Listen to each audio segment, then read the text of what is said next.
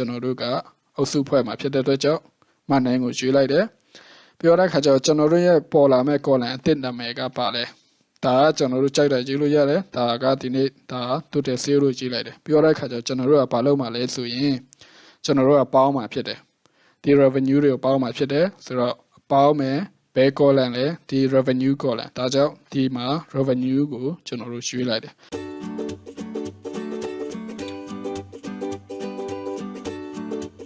Hello, Menglava. Debut ELH education channel gana European lecture to library. The Gana General Microsoft Excel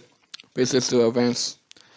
Akama General Power Query Pine Lee Nina General Golan Atit Tajin Biwada Kaja General Power Query Ma Shire Data Rigo General Data Ga Yan Shi Wada Kajan General Ga the house man can web management logbook a similar view. Taja General edit data rigo General Pay like they call it at the Kuna General Group Low Lama General Super Lame Super like Biwada Kajama Edima General Palme General Piamari Shaluyame Biwada Kaja minimum maximum General Shame Elomu General data go Super Gen go low light up the General data ga a Giga Nader General Tewame so they were up to the general data analysis lower up, Pobioro, Loguma, Piapare, so the general new colon and grouping values can go, Shannon, Tempia Piloma, Piapare. Tagaro general Excel fine at tipsete, so Excel fine tipsete, general dine atombume thingansa, yeah, exercise for no, general fine go, discussion lane tema, Pirawame, edit Hagano, general. Google spreadsheet Yawame, Emma Fine, and the general download, Yaju Bureau, Kubaraku, SMG for the Kuma, Tainalu Yabare, Taina Bureau, edifying and the Bureau general Curie Nia Pit general Colante Teme, Bureau Kaja general Data group Lawama Chabara. So, General Dinega, General Curie, Pieta General. Curie so about general Curie mark general extended the source general issue be able to analyze login pete. The general power Curie low like general Muyan fine up Yamato. That's general Curie go login gene pete. So general data upload low me. So general build on so general upload low mark data pete. So that's general data tab to me the outname. Biwara Kajaro General Dima get and transform data Sureha Shide, so Diniama Generoga Pegani Demale, so General Atomia CSV fine pete, Biora General Dine is inside my Tome final CSV fine pete. Taja General Dima from CSV Sureha Leu, Nagame. Dihagara General Dine is inside material Nene Pede fine pete, so General define Lego, Shulame. General for text from text CSV lo yate biore kajan general folder he otware general download thare folder he otware biore kajaro define phit de so define ko general yu lai me biore kajaro general ta input နှိပ်မယ်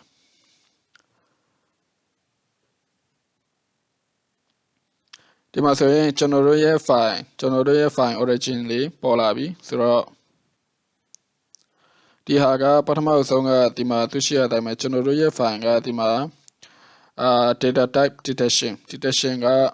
200 row ကျွန်တော်တို့ကအကုန်လုံးကိုသူ့ကို detect လုပ်ခိုင်းစေချင်တယ်ဆိုတဲ့အခါကျတော့ကျွန်တော်တို့ဒါဒီထဲဝင်တယ်ပြီးတော့တဲ့အခါကျတော့ဒီမှာ entire data set ကိုရွေးလိုက်တယ်ပြီးတော့တဲ့အခါကျတော့ကျွန်တော်တို့ဒီမှာကြည့်ကြည့်မယ်ဆိုရင် data စုစုပေါင်းအများကြီးပဲရှိပါတယ်ဆိုတော့ပြီးတော့တဲ့အခါကျရင်ကျွန်တော်တို့ကဒီကနေပြီးတော့ဘယ်ကိုသွားမလဲဆိုရင်ကျွန်တော်တို့ transform လုပ်အောင်မယ်ကျွန်တော်တို့ column အသစ်တွေကိုထည့်အောင်မှာဖြစ်တဲ့အတွက်ကြောင့်ကျွန်တော်တို့ transform လုပ်မှာဖြစ်တယ်ဆိုတော့ဒီမှာကျွန်တော်တို့ transform data ထဲကိုဝင်မယ်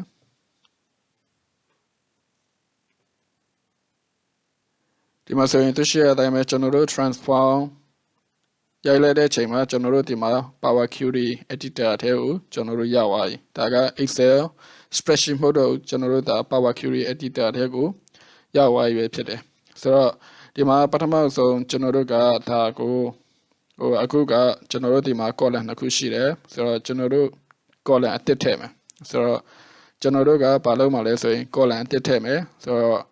column တစ်ထည့်မှာဖြစ်တဲ့အတွက်ကြောင့်ဒီမှာ add column ဆိုတဲ့ဟာရှိတယ်ကျွန်တော်တို့ column တစ်ထည့်မှာဖြစ်တဲ့အတွက်ကြောင့်ကျွန်တော်တို့က add column ကိုကျွန်တော်တို့သွားမယ်ဆိုတော့ဒီဟာလေးနှိပ်မယ်ပြီးတော့ခါကျတော့ဒီမှာသူရှေ့အတိုင်းပဲကျွန်တော်တို့ဒီမှာ general ရယ် from text ရယ် from number ရယ် from date and time ရယ်ဆိုတဲ့ဟာလေးရှိတယ်ဆိုတော့ဒီဟာတွေကဘာဖြစ်လို့ပေါ်လာလဲဆိုရင်ကျွန်တော်တို့ရဲ့ data ကစာအနေနဲ့ရှိနိုင်တယ် text အနေနဲ့ရှိနိုင်တယ်ပြီးတော့ number အနေနဲ့ရှိနိုင်တယ်ပြီးတော့ခါကျတော့ date and time အနေနဲ့ရှိနိုင်တယ်ဒါကြောင့်သူကအပြီးဒီလိုမျိုးဟာရှိတယ်ဆိုတော့ကျွန်တော်တို့ကဥပမာဒီမှာသူရှိရတဲ့အတိုင်းကျွန်တော်တို့မှာ data က column နှစ်ခုရှိတယ်ကျွန်တော်တို့ဒီမှာအရာကကျွန်တော်တို့ order date လင်းနေတယ်ဆိုတော့ order date ကိုကျွန်တော်တို့နှိပ်လိုက်တဲ့အချိန်မှာဒီမှာသူရှိရတဲ့အတိုင်းကျွန်တော်တို့မှားသွားမှာဆိုလို့ဒီမှာကျွန်တော်တို့တော်တော်များများ number ကဟာကိုကျွန်တော်တို့ရွေးလို့မရဘူးဘာလို့လဲဆိုတော့ query ကနေပြီးတော့သူကဒီ column ကိုသူက number အဖြစ်မသတ်မှတ်ဘူး number အဖြစ်သူမသိဘူးဆိုတော့ဒါက number မဟုတ်ဘူးတကယ်တမ်းလည်းဒီဟာ number မဟုတ်ဘူးသူက date and time ဖြစ်တယ်ဒါကြောင့် date and time နေရာမှာပဲသူလင်းနေတာရှိတယ်ဒီလိုနှိပ်လို့ရတဲ့ဟာလေးရှိတယ်ပြောတဲ့ခါကျတော့ text အနေနဲ့ကကျွန်တော်တို့လုပ်လို့ရတယ်ဒီဟာကိုကျွန်တော်တို့စာသဘောထားပြီးတော့ကျွန်တော်တို့လုပ်လို့ရတယ်ကျွန်တော်တို့အလုံးကြီးဒီမှာတစ်လုံးနှစ်လုံးသုံးလုံးလေးလုံးငါးလုံး၆လုံးခုနှစ်လုံးရှစ်လုံးဆိုပြီးတော့ကျွန်တော်တို့စာအလုံးကြီးထုတ်လို့ရတယ်ဒါကြောင့် text မှာလင်းနေတယ်ဆိုတော့ဒီ order date column မှာကြည့်လိုက်မယ်ဆိုရင်ဒီမှာကျွန်တော်တို့ number အတွက်ကျွန်တော်တို့စဉ်းစားစရာမလိုဘူးကျွန်တော်တို့ဘာမှနှိပ်လို့မရဘူးဒါကြောင့်ကျွန်တော်တို့ number အတွက်စဉ်းစားစရာမလိုဘူးဒီမှာကျွန်တော်တို့ date ရယ်ဒီဟာရယ်ပဲရှိတယ် text ရယ်ပဲရှိတယ်ဆိုတော့ကျွန်တော်တို့ကဒီဟာကို date column အနေနဲ့ပဲ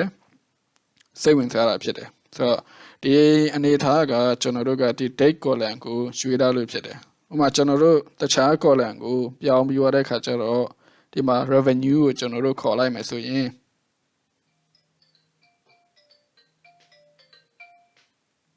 ဒီမှာဆိုရင်ဒါကျွန်တော်တို့ revenue ကိုကျွန်တော်တို့ select ပေးလိုက်တဲ့ချိန်မှာကျွန်တော်တို့ဒီမှာသိရှိရတိုင်းပဲ date and time ကကျွန်တော်တို့မှိတ်သွားတယ်ဆိုတော့ဒီနေရာမှာကျွန်တော်တို့က date and time တွေကိုကျွန်တော်တို့ကနှိပ်လို့မရတော့ဘူးဆိုတော့ကျွန်တော်တို့အများဆုံးနှိပ်လို့ရတာကကျွန်တော်တို့ text အပိုင်းဖြစ်မယ်ပြီးရတဲ့ခါကျတော့ text ကတော့ကျွန်တော်တို့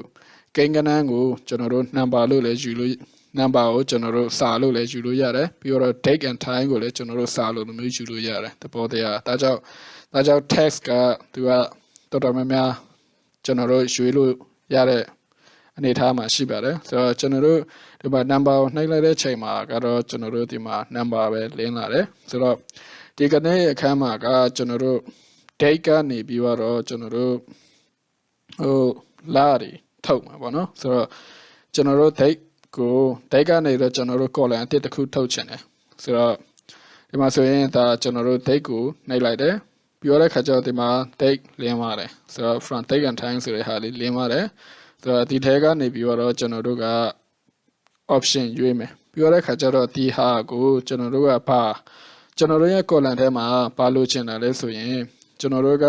လတွေကိုလိုချင်တယ်ကျွန်တော်တို့1 2 3 4 5 6 9 10ရက်ပေါင်း30လောက်ထိတရက်ချင်းစီရဲ့တန်ဖိုးကိုကျွန်တော်တို့မကြည့်ဘူးကျွန်တော်တို့ကလနဲ့ယူလိုက်မယ်ဆိုရင်ဇန်နဝါရီမှာကျွန်တော်တို့ယူလိုက်မယ်ဆိုရင်အဲ့ဒီဇန်နဝါရီကစုစုပေါင်းတန်ဖိုးကျွန်တော်တို့ပြန်မျှတန်ဖိုးကိုကျွန်တော်တို့သိနိုင်မယ်ဆိုတော့အဲ့လိုမျိုးလုပ်မှာဖြစ်တယ်ဆိုတော့အဲ့ဒါကြောင့်ကျွန်တော်တို့လဝင်သွားတယ်ပြီးတော့ဒီမှာကျွန်တော်တို့ရွေးချယ်စရာတွေရှိတယ်ဆိုတော့ဒီမှာကကျွန်တော်တို့ဘယ်လိုရွေးလို့ရလဲဒီမှာ option တွေအများကြီးရှိတယ်ဒါဆိုရင် start of month ကျွန်တော်တို့ number လိုပဲထွက်လာမယ်ပြီးတော့ခါကျတော့သူကလာတလားရဲ့ပထမအဆုံးရက်နဲ့ထွက်လာမယ်ဒါဆိုရင်လာတလားရဲ့နောက်ဆုံးရက်နဲ့ထွက်လာမယ်ပြီးတော့ခါကျတော့ဒါရက်တင်နဲ့ထွက်လာပြီးတော့ခါကျတော့ဒါကအဲ့ဒီလကျွန်တော်တို့11ဒီမှာဆိုရင်ဒီဟာတော့ဆိုရင်11/2010ဆိုရင်ကျွန်တော်တို့ကဒါဇန်နဝါရီလဖြစ်တယ်ဆိုတော့11/2010ကနေပြီးတော့ဒါကျွန်တော်တို့130ကျွန်တော်တို့2010အထိကကျွန်တော်တို့အဲ့ဒါဆိုရင်ကျွန်တော်တို့ဒီ option နဲ့ယူလိုက်မယ်ဆိုရင်ဒါနိုင်တော့မှန်ဖြစ်သွားမှာဖြစ်တယ်ဆိုတော့ဒီနေ့ဒီဟာကိုကျွန်တော်တို့ဒါယူလိုက်မယ်ဒီမှာတွေ့ရှိရတဲ့အတိုင်းပဲကျွန်တော်တို့ဒီမှာ column အသစ်ထွက်လာပြီပဲဖြစ်ပါတယ် So general column open bio CG so in the general man go nailade. The Matushia time general man go nailade chema, the number general lawan naidu miau. Juilugo miau, you like a general Amazon Poma text and in a general Pome, you're taken time in it, Poma Pite. So the general column yawabi. So Diniama saying the general not a coup. The general call and tell like Jim Peter, so general tell like the assent 30 month to insert man name, so they have general history, Lolimiona, general Pyong assent, pare. So, Piwada Kajan, general ye T data rigo. Konaga Piodolum, general the crew James Imiju, general at the latter, Susu Bound, and in a general as you might Peter. So, general talada ma susu bound you may say that general group lower general suppoyama pete. So general January machine data de gono general soup you are a palma pete. Daga general paloda lo corale so in the tema the body ya so in general dilo bounding a general piao like jim pete transform low ma pete. Daja general transform he general women. Piwara Kajan, general dine ka paloma so general support low ma pede. So general group low ma.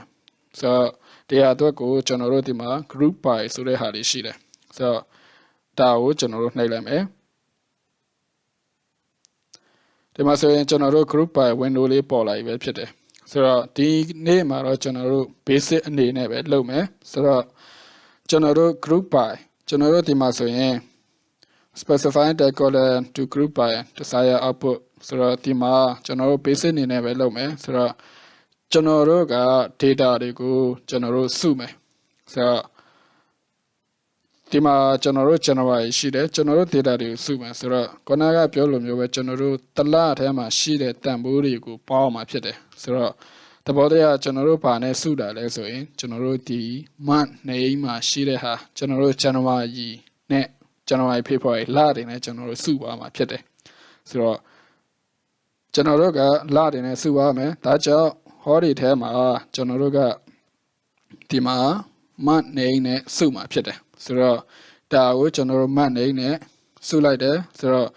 not a coga to a pamila so new colon name. You call a name suraga general the body general tihane soup you are the kaja tamuri general palme. Upama Palme so in general colon not a tetical tower pite. So Eddie Colanga Colanamea Pale Sureha, Beijing pite. So Timas in general Colaname Pianame, General Paloma, so General the General Lama Shide Hardy, Susubao, revenue general Palma pite. Taja General Atao, Name Pelade, to the sea. General da cola antito, Piora Kajarotima, General Eri cola antica, you payama leso in General Palme. Cola antitema, Patamuri General Temale, so in General the body general's revenue rego, Palma pite. So the Masoyen to our operations or the Hadishide, the General Pauna Shide. Piamia toda shide medium minimum maximum shide. So the nega general to the shower pete to general palma pete. The sam go juilame. Sam go juilade chema be the general not a juiame colon e polare. So the maga conaga piotelum you general palme revenue palma pete. Taja general the revenue general juilame. So the how Piamura Shimbia Mesuin, Diaga General Daga Becolane Generoga General Shini Bita Colan Tema Becolane General Tamburu also Poila Male. So Dima Generoga also Puebo the Takan Bureau General category General G January paper Ladi Quailade. So Eddie Gani Bureau General man Nangani Bureau the Hario Palma Pede. So the man Nangani General also put my Pede Dojo, man Nangu Julide. Bureau Hajo General Pola Mecola and Tinda Mega Pale. ဒါကကျွန်တော်တို့ကြိုက်တယ်ကြည့်လို့ရတယ်ဒါကဒီနေ့ဒါတူတဲ့ zero ကြည့်လိုက်တယ်ပြောတဲ့အခါကျကျွန်တော်တို့ကဘာလုပ်မှာလဲဆိုရင်ကျွန်တော်တို့ကပေါင်းမှာဖြစ်တယ်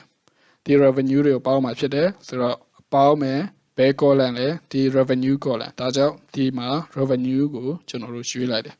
ပြောတဲ့အခါကျရင်ဒီမှာကျွန်တော်တို့ okay နှိပ်လိုက်မယ်ဒီမှာဆိုရင်သိရှိရတဲ့အတိုင်းပဲဒါကကျွန်တော်တို့ရဲ့ဒီဟာကကျွန်တော်တို့ရဲ့ data ပေါ်လာပြီပဲဖြစ်တယ်ဆိုတော့ကျွန်တော်တို့ဒီဟာကကျွန်တော်တို့ group လောက်ထားတဲ့ data ကျွန်တော်တို့စုဖွဲ့ထားတဲ့ data ပြီးရတဲ့ခါကျတော့ဒီဟာလေးကတော့ကျွန်တော်တို့ဒီမှာ January တစ်ကနေစပြီးတော့ရက်30 January လကုန်ထိတန်ဖိုးတွေကိုအကုန်လုံးပေါင်းထားတဲ့ဟာဖြစ်တယ်ဆိုတော့ဒီမှာဆိုရင်ဒီတန်ဖိုး site လောက်ဒီတန်ဖိုး site လောက်ကျွန်တော်တို့ရပါပြီဆိုရင်ဒါကကျွန်တော်တို့ data ကြီးနေတယ်ဆိုရင်လည်းကျွန်တော်တို့ကလွယ်လွယ်ကူကူနဲ့ data analysis sensitive ဝေဖန်လို့ရနိုင်မယ်ဖြစ်ပါတယ်ဆိုတော့ဒီအဆင့်မှာကကျွန်တော်တို့ကဒါက power query မှာကျွန်တော်တို့ data ကိုစီမံခန့်ခွဲနိုင်တဲ့ပမာဏလောက်ထိကိုကျွန်တော်တို့ချုပ်ပေးလိုက်ပြီးပြီးတော့တဲ့ခါကျတော့ဒါကျွန်တော်တို့ချုပ်ပေးလိုက်ဖြစ်တယ်ဆိုတော့ကျွန်တော်တို့နောက်တစ်ဆင့်ကကျွန်တော်တို့ Excel မှာပဲဆက်လက်ပြီးတော့ကျွန်တော်တို့သွားချင်တယ်ဆိုရင်ကျွန်တော်တို့ဒီမှာ home ကိုသွားမယ်ပြီးတော့တဲ့ခါကျရင်ဒီမှာကျွန်တော်တို့ close and log to ဆိုတဲ့ဟာကိုကျွန်တော်တို့နှိပ်မယ်။နှိပ်လိုက်မယ်ဆိုရင်ဒီမှာဆိုရင်ဒါကျွန်တော်ဖွင့်ထားတဲ့ Excel ကျွန်တော်ပထမအဆုံးကတည်းကဖွင့်ထားတဲ့ Excel ကိုအခုဒီကိုရောက်လာပြီဖြစ်တယ်။အခုမှပြန်ရောက်လာတာဖြစ်တယ်။ဆိုတော့အရင်တုန်းကဟာကကျွန်တော်တို့က query editor မှာပဲကျွန်တော်တို့column တစ်ထည့်တယ်ကျွန်တော်တို့ grouping တွေပါလုပ်နေတာဖြစ်တယ်။ဆိုတော့ဒီမှာဆိုရင်ကျွန်တော်တို့ဒါ existing worksheet တွေပဲကျွန်တော်တို့ထည့်မယ်ဘယ်အကွက်မှာကျွန်တော်တို့ထည့်မှာလဲဆိုရင်ကျွန်တော်တို့ဒီအကွက်မှာကျွန်တော်တို့ထည့်လိုက်မယ်ပြောတဲ့အခါကျတော့ဒီမှာဒါကိုကျွန်တော်တို့ okay နှိပ်လိုက်မယ်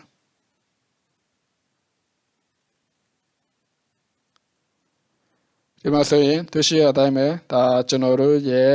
ခုနက query editor က data အရှိကြီးကိုကျွန်တော်တို့ဒီထဲကိုထည့်လိုက်နိုင်ပြီပဲဖြစ်ပါတယ်ဆိုတော့ဒီမှာဆိုရင်ဒါကအရင်ခန်းကလိုမျိုးပဲဒီဟာထည့်လိုက်တဲ့ data ကကျွန်တော်တို့ Excel table မဟုတ်ဘူးကျွန်တော်တို့ query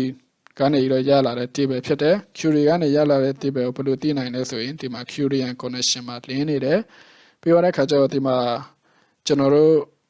ဒီမှာဆိုရင်ဒါဆိုရင်ပြသွားတယ်ဒီဟာကိုနှိပ်လိုက်တဲ့ခါကျမှဒီမှာ table design နဲ့ query ဆိုတဲ့ဟာလေးပေါ်လာတယ်ဒါကြောင့်ဒီဟာကကျွန်တော်တို့query table ဖြစ်ပါတယ်ဒီနေ့စီစဉ်ကတော့ဒီလောက်ပါပဲဒီခါမှမရှင်းနိုင်ရှင်ကျွန်တော်တို့ comment ထဲမှာဝင်ရောက်ဆွေးနွေးသွားလို့ရပါတယ်ကျွန်တော်တို့နောက်တစ်နေ့သင်ခန်းစာကတော့ကျွန်တော်တို့ power query မှာကျွန်တော်တို့လုပ်တယ်ဆိုတော့အဲ့ဒီအချိန်မှာကျွန်တော်တို့က data တစ်ခုခုကျွန်တော်တို့မှားပါမယ်ကျွန်တော်တို့ update လုပ်မယ်ဆိုတော့ကျွန်တော်တို့ဘယ်လိုမျိုး update လုပ်လို့ရလဲကျွန်တော်တို့ query လုပ်နေတော့အတော်သွင်းမှာကျွန်တော်တို့ data အလွဲမှားရှိခဲ့ရင်ကျွန်တော်တို့ဘယ်လို update လုပ်လို့ရတယ်ကျွန်တော်တို့ update လုပ်နိုင်တဲ့နည်းလမ်းနှစ်နည်းကိုရှင်းလင်းပြပြတော့မှာဖြစ်ပါတယ်ကျွန်တော်စီစဉ်လေးကို channel တက်တယ်ဆိုရင် like share subscribe လေးနဲ့အားပေးတော့ကြပါဦးခင်ဗျာဒီခါမှာနှုတ်ဆက်ရင်တော့ပိုင်းလေးစက်ခွန် two way to update grouping values power query မှာပြန်လည်ဆုံတွေ့ကြပါစို့